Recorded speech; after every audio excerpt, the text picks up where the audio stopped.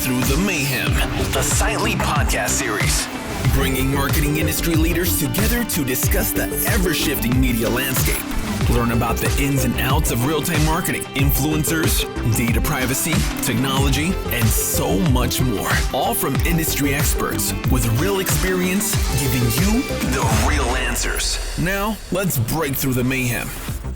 Wow. We're here live at Adweek for Breaking Through the Mayhem podcast. This is exciting. It's great. Who do I have with me right now? Hey there. This is Michelle Niblock. I am a client lead SVP over at Digitas, representing Publicis Group, though, and overseeing the McDonald's business. Do you know what's crazy? Like having you first, of the whole day. How do you feel about that? I mean, first is definitely the best, right? Like to think I'm aspiring just like my favorite football team, Buffalo Bills. We're rising to the top, going to be number one this year. So is this the year you guys win it all? This is the year. You know, it's the last year in our home stadium. We're building a new stadium. So I think it's time for Josh Allen to take us all the way. I happen to think he is too. But the question is, are you upset you're getting a new stadium? Yeah, a little bit. I think there's always a little bit of sadness with that nostalgia, but ultimately, time to turn a new leaf. Well, speaking of nostalgia and trends and everything that's going on, I feel like the world is moving towards Michelle. If that makes sense, you're all about speed, culture, strategy, and things like that, working on the McDonald's account. Do you feel like the world's moving more in your direction now than ever before? I mean, I don't know if my team would like to give me that credit that it's all moving towards me, but I certainly think this idea, this notion of moving at the speed of culture is something that has been present in our world, certainly on the McDonald's side for the past few years.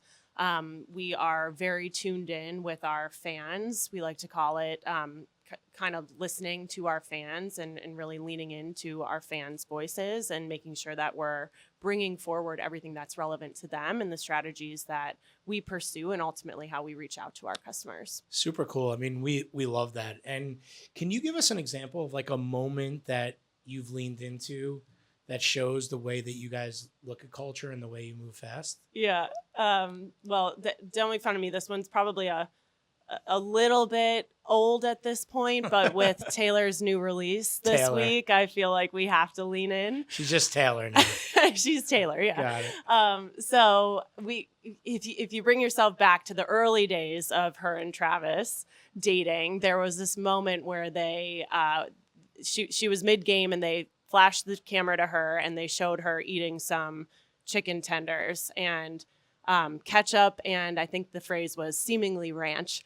So, we can't always lean into these moments of culture, but when they're super relevant to our brand, and I would go ahead and say chicken and sauces was something that we could definitely own at McDonald's. We wanted to lean in. So we actually were able to deploy in really quick time across our own channels a fun, playful module that launched in the app and said, come get your chicken nuggets and seemingly ranch in the app. And we launched that across, like I said, our own channels. We did a push notification for our, close to 40 million active users that are using the app and also tied it into the organic social channels. So just a really fun moment in culture. That's so cool. Do you get a big rush when that happens? Oh, we love it. We love it. I think also, it's hard. Certain channels and certain platforms always get the spotlight. So when you're able to shine a little bit of light on more of those, I'll call them up and comers, like owned CRM channels, I think it's something really special. That's so cool. At least for me, I feel like McDonald's is crushing it because in my area, there's 50 cars on the drive-thru every single time. Let's go. Now, obviously, it's all because of your marketing, but the snack wrap's at its moment, all these things. I just saw that the Monopoly came back. Oh, yeah. What's going on with that? I mean, have you played yet? I haven't played yet because I never win these things, but I was thinking There's maybe this is prizes. maybe this is my year to get Boardwalk and Absolutely. and retire versus doing this. But tell us how that kind of came back, because nostalgia obviously is playing big into McDonald's moment. When you have snack wrap, you now have this kind of. How is that playing into what you guys are up to today? Yeah, absolutely. I think it's the nostalgia piece, but it's also this recognition that right now customers are really craving value, and there's more ways to bring value to customers than just, a dollar menu. So I think that this really allowed us to lean into some of the tools that are best providing value, which is our digital platforms, but do it in a really fun way that still engages with culture. I mean, we're partnering with so many different brands to bring fun prizes. We're offering a hybrid approach where you can still buy the meal physical, but you gotta log those peels in the actual digital app. So really encouraging customers to kind of lean in and use our systems. And ultimately what that does is allow us that kind of cyclical nature with the data. We're able to make every experience that you have with us from that point forward that much more relevant. It's unbelievable. Like when you do all these, obviously people always ask you about McDonald's, speed, culture, insights. What do you wish people ask you that they don't, so that they would know more about Michelle and what she does at work? Well, I feel like people never ask me if I believe in it. Like, do you believe in what you do? Do you believe that what you do makes people buy 6-piece chicken nuggets? Like, do you believe? Oh, now you're making me sound like the big bad marketing girl. But I think I do believe in this notion of CRM. I do believe in the notion of loyalty and that brands really can do better by us. I think one of the most powerful things out there is our data and the mass at which we are able to collect it now as big brands. We've got a responsibility to do something with it. And I think it's really unique to be able to see it both as a consumer and as a marketer, because you kind of have this split brain of like, all right, I see the power, but then I'm like, wait a minute, am I comfortable with that? Like, do I want them to know that I'm running every morning or a huge Bills fan or, whatever it is.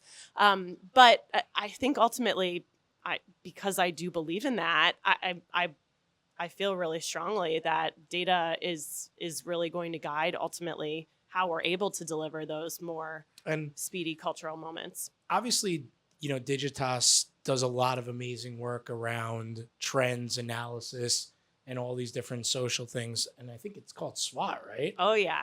Right? How much involvement have you had in SWAT, and how does kind of the overarching idea mixed with a brand come together as you guys move to the next phase of your agency? Yeah, well, we'll give a shout out to our awesome social strategy team who is just crushing it with this product.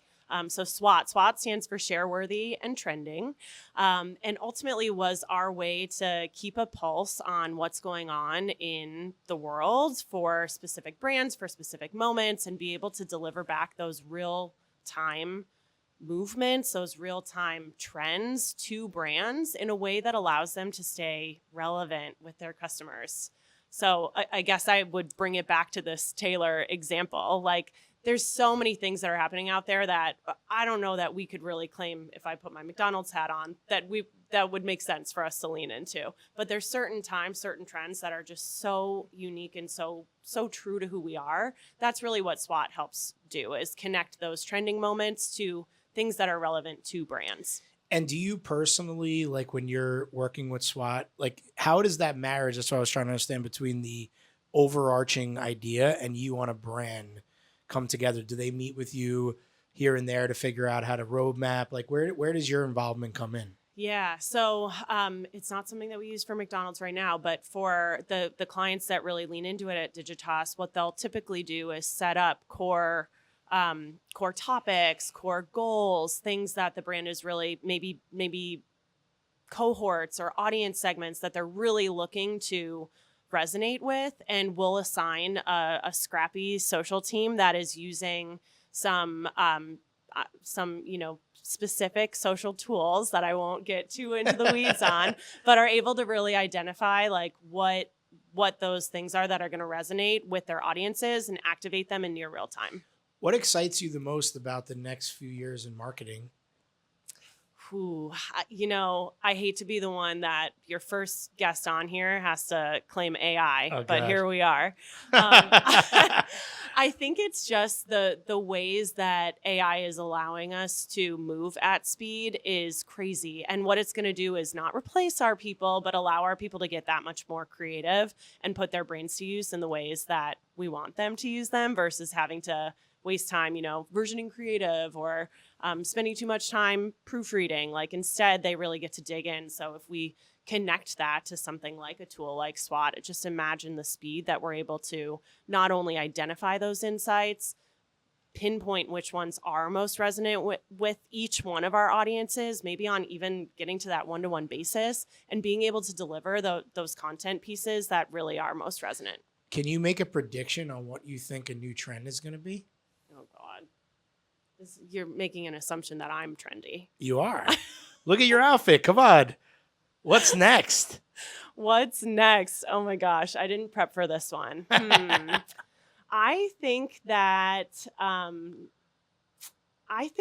AI wearables are going to get more common. Wow. And I say that even with, I just rode the subway up here from, we'll call it Little Italy. I think it's a little bit more Chinatown where my hotel is. But there are these ads in the subway right now for a friend. Have you heard of it? No. It's like a AI necklace. And I think it's been really catching the headlines because people are actually going and graffitiing on them and writing, no, like we don't want the robots. But what it's meant to do is really provide, well, so they claim, like a friend for you. So I think it's just this idea that AI doesn't have to be scary, but can actually be something that helps you across a myriad So your of prediction, professional and not only personal. wearables, is that mental health is going to improve because you're going to have a companion when you need it. I hope So that's your hot take. I love that. You're such an optimist. Optimistic. I love that. The buffalo in me. There you go. Well, thank you so much for joining us Thank today you. and being the first. Never easy. Yeah, never Thank easy. you. Have a great rest of your day, though. You too.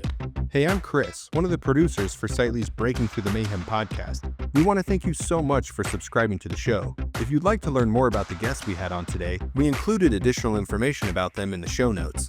Finally, if you'd like to be on the podcast, or if you know someone who'd make a great fit, you can fill out the form at sightly.com/podcast. Catch you on the next episode.